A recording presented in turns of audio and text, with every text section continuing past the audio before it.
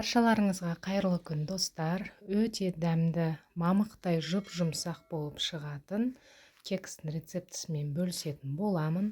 Міндетті түрде жасап көріңіздер. Өте дәмді болып шығады. Арасына начинкасын салып дайындасаңыздар да болады. Және де құрамы қарапайым заттармен дайындалады. Алдымен бізге бөлме температурасындағы жұмыртқамыз қажет болады. Ыдысымызға салып аламыз. Бір қайтара араластырып, кейін осының үстінен қантымызды қосамыз. Тағы да жақсылап араластырамыз.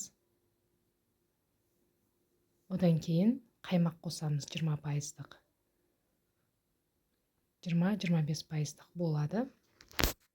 Тағы да бір қайтара араластырып, кейін ерітілген сары майымызды құямыз. Тағы да жақсылап араластырып аламыз. Миксердің көмегімен де араластырсаңыздар болады. Және де електен өткізілген ұнымызды және де қамыр қопсытқышты салып, жақсылап араластырамыз толықтай. Кейін духовканы алдын ала 170-180 градусқа қыздырып қоямыз.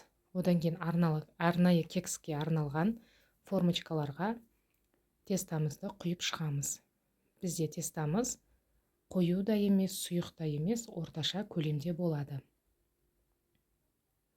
Барлығын жақсылап құйып шығамыз.